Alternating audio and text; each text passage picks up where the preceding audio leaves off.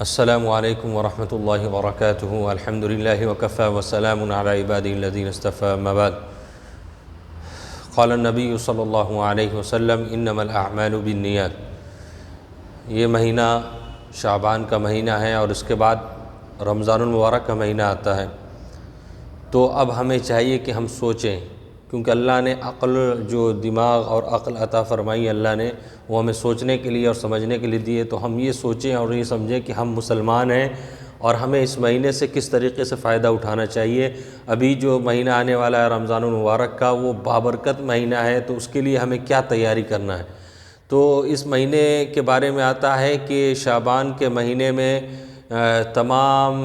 لوگوں کے اعمال اللہ کی طرف جاتے ہیں، تو اللہ کے نبی صلی اللہ علیہ وسلم کا معمول تھا کہ اس مہینے میں کثرت سے روزہ رکھتے تھے، اور اس مہینے کے اندر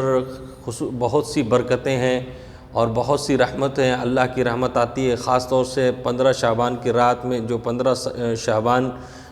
یعنی جس کو شب برات کہتے ہیں، کہ جس دن اللہ تعالیٰ کی خصوصی رحمت ہوتی ہے، تو اس دن کو خصوصیت حاصل ہے۔ جیسے بعض دن کو بعض پر، جیسے جمعہ، ہفتے کے اندر جیسے جمعہ کو زیادہ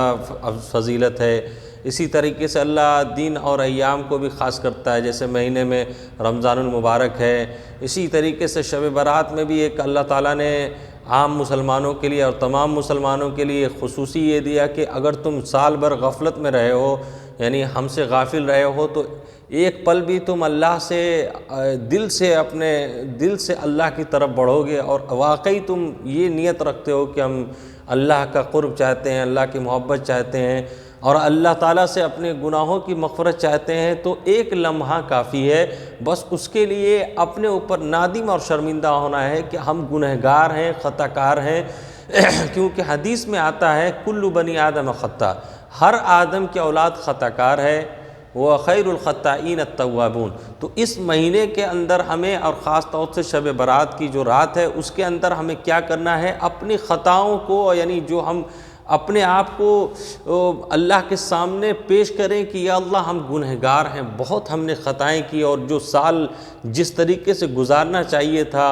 یعنی پورا سال جو پچھلے رمضان سے 2025 کے رمضان میں جو ہمیں اللہ نے موقع دیا اور اس کے بعد ہم نے اپنی زندگی گزاری، تو جیسی زندگی گزارنی چاہیے تھی، عبادت کے ساتھ، پھر ذکر کے ساتھ، شکر کے ساتھ، اور جو معاملات کے ساتھ، اور جو بھی جس طریقے کی زندگی اللہ چاہتا ہے ویسی گزارنی چاہیے تھی، ویسی زندگی ہم نے گزاری نہیں۔ تو اب ہم کیا کریں، ہم بڑے خطا کار ہیں، ہم بڑے گنہگار ہیں، یہ اللہ کے سامنے حاضر اپنے ہاتھ کو اٹھا کر یا دل میں کہیں، اور اس کے بعد اللہ سے معافی مانگیں۔ اور اللہ تعالیٰ جب گنہگار بندہ اللہ سے معافی مانگتا ہے تو اللہ خوش بھی ہوتا ہے اور اس کی توبہ قبول فرماتا ہے، اور اللہ کے سامنے یہ سب دروازے کھلے ہوئے ہیں۔ اس لیے اب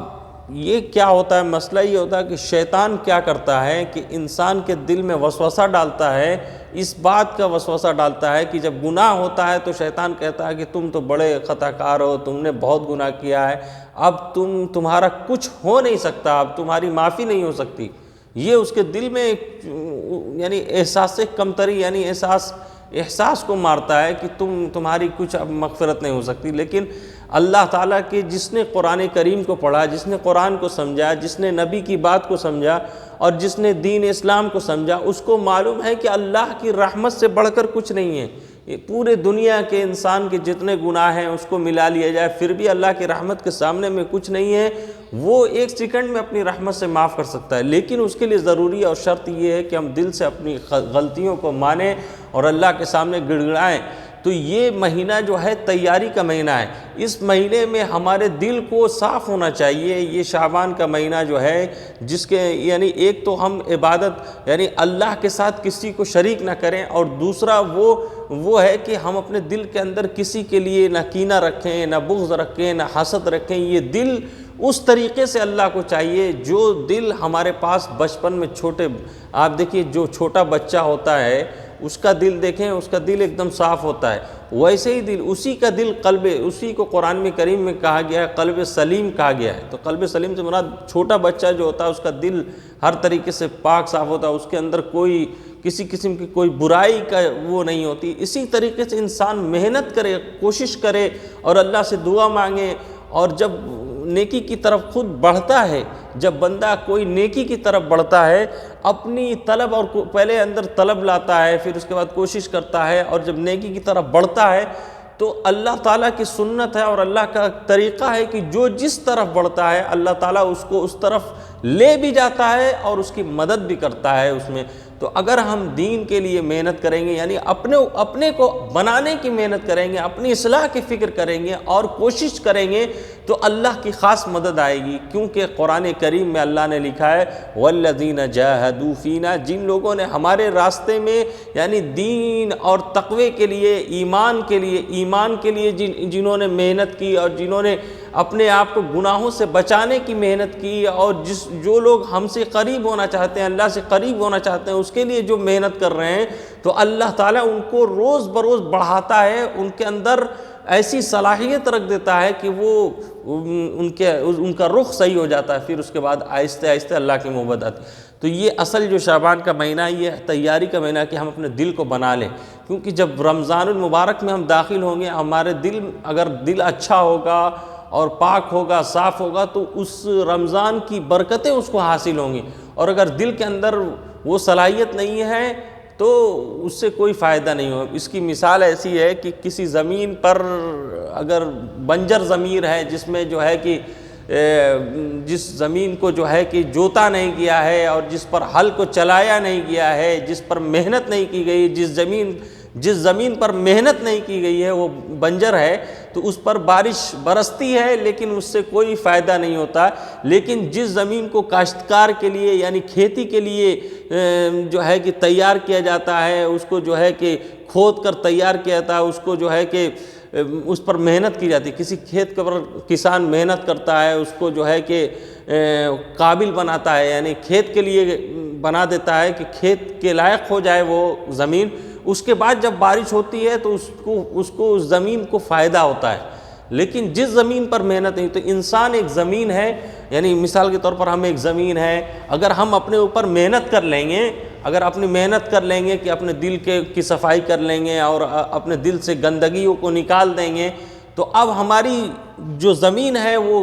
لائق ہو جائے گی کاشتکاری کے، یعنی کھیتی کے لائق ہو جائے گی۔ اس کے بعد جب رمضان المبارک کا مہینہ آئے گا تو اس کا فائدہ ہماری زندگی پر پڑے گا، اور اگر ہم نے محنت نہیں کی، ویسے ہی سختی سے رہے، یعنی بنجر زمین کی طرح رہے، تو بنجر زمین پر بارش ہوگی لیکن کوئی فائدہ نہیں ہوگا۔ اس لیے ہمیں چاہیے کہ ہم اپنی اصلاح، اور ہر آدمی سوچے کہ ہم اس دنیا کے اندر اب یہ رمضان المبارک کا جو مہینہ آ رہا ہے اس کی تیاری ہم خود بخود کریں، اپنے آپ سے کریں۔ ہمارے اندر سوچ ہونا چاہیے، ہم اپنے آپ کو مسلمان کہتے ہیں، تو مسلمان ہونے کے ناطے ہمیں یہ فکر ضروری ہے کہ آنے والا رمضان ہمارا ایسا رمضان ہو، ایسا رمضان گزرے جو اللہ جس طریقے سے چاہتا ہے، یعنی اس رمضان کا ہماری زندگی پر فائدہ پڑے، ہمارے اندر تقوی آئے، ہمارے اندر اللہ کی محبت آئے، ہمارے اندر نبی کی اتباع آئے، نبی کی سنت آئے، ہمارے اندر قرآن پڑھنے کا جذبہ پیدا ہو، اور یہ جذبہ صرف رمضان تک ہی محدود نہ ہو بلکہ ہماری زندگی کا حصہ بن جائے۔ ایک ٹریننگ ہوتا ہے، رمضان کا مہینہ ایک ٹریننگ ہوتا ہے کے لیے اللہ تعالیٰ نے بنایا کہ اس میں انسان کی جو ہے کہ تربیت ہو جاتی ہے، لیکن اس کے لیے پہلے خود کوشش کرنا ہے۔ تو اس مہینے میں ابھی تو الحمدللہ 17-18 دن 20 دن بچے ہوئے ہیں رمضان المبارک کے آنے میں، اگر ہم چاہیں گے اور ہم کوشش کریں گے تو انشاءاللہ اللہ کی مدد آئے گی۔ تو پہلا کام یہ کرنا ہے کہ ہم کو جو عبادت قرآن پاک میں دل لگائیں، اس مہینے میں قرآن پڑھیں اور خصوصی طور پر روزہ رکھیں، اور اپنی اصلاح کے لیے اور ہر وقت ذکر کا معمول بنائیں کہ اللہ کا کچھ نہ کچھ نام ذکر ہماری زبان پر جاری اور ساری ہونا چاہیے۔ جتنا زیادہ اللہ کا ذکر ہمارے دل میں ہوگا، ہماری زبان پر ہوگا، اور اس کا اثر ہماری زندگی پر پڑتا ہے۔ اس لیے ہم چاہتے ہیں کہ اللہ تعالیٰ نے جو موقع دیا ہے شعبان کے مہینے میں، اور پھر اس کے بعد رمضان آنے والا ہے، تو اس کی ہم تیاری کریں، اور اس کی تیاری کرنے میں ہم فکر بھی کریں اور اس کے لیے کوشش بھی کریں، اور جہاں تک ہو سکے اپنے آپ کو کھپائیں تاکہ آنے والی جو زندگی ہے، آخرت کی زندگی ہے، جو مرنے کے بعد جو زندگی ہے، جہاں موت نہیں ہے، وہاں کے لیے ہم کامیاب ہو جائیں، اور پوری دنیا جو اللہ نے بنائی ہے، یہ امتحان کی جگہ ہے، یہ عمل کی جگہ ہے، یہاں بدلہ نہیں دیا جاتا کہ ہر عمل کا بدلہ دنیا میں دیا جائے، بلکہ اللہ تعالیٰ آخرت کے لیے